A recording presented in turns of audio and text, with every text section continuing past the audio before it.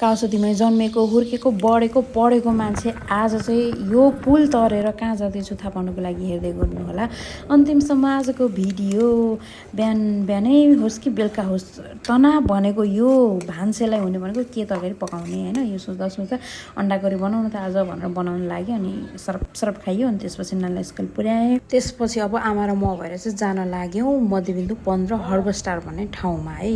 यो चाहिँ मैले बिहा भएपछि सुनेको फर्स्ट टाइम हो कि हर्बस्टार भनेको चाहिँ टेरिकाको बाबाको जन्म थलो नै भनौँ न एक हिसाबले। उहाँको कर्मथलो त काउसती नै हो।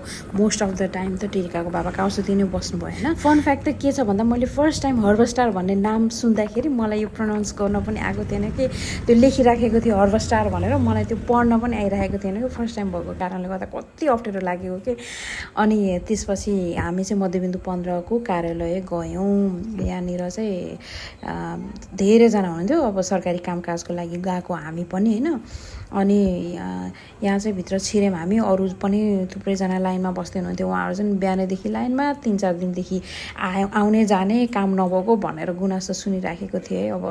अनि म चाहिँ भित्र जाँदै थिएँ अनि त्यहाँको मान्छेहरूको कुरा सुनेर कस्तो कन्फ्युजन बढेको भने उहाँ चाहिँ म्याम हुनुहुन्छ, सचिव म्याम। अनि जतिचोटि सोध्न जाँदाखेरि पनि सिस्टमै चलेको छैन सिस्टमै चलेको छैन भन्दाखेरि त म त होपलेसै भयो भने यो सिस्टम नचलेर कतिन्जेलसम्म मैले यो कुर्नुपर्ने हो यहाँ होइन, अथवा आज काम नहुने हो कि म फेरि अर्को दिन आउनुपर्ने हो कि भनेर यस्तो म त निराशै भइसकेको थिएँ होइन। एकछिनपछि चाहिँ सिस्टम चल्यो भनेर भन्नुभयो अनि त्यसपछि सिस्टम चलिसकेपछि म्यामले सरासर काम गर्नुभयो। अनि त्यसपछि पालो अब कसको काम भइसकेको थियो उहाँहरूको नाम लिनुभयो अनि त्यसपछि हाम्रो आमाको पनि नाम आयो अनि त्यसपछि हाम्रो काम पुरा भयो। अनि त्यसपछि फर्क्यौँ अनि एकदम गर्मी भएको कारणले गर्दाखेरि आइसक्रिम खायौँ।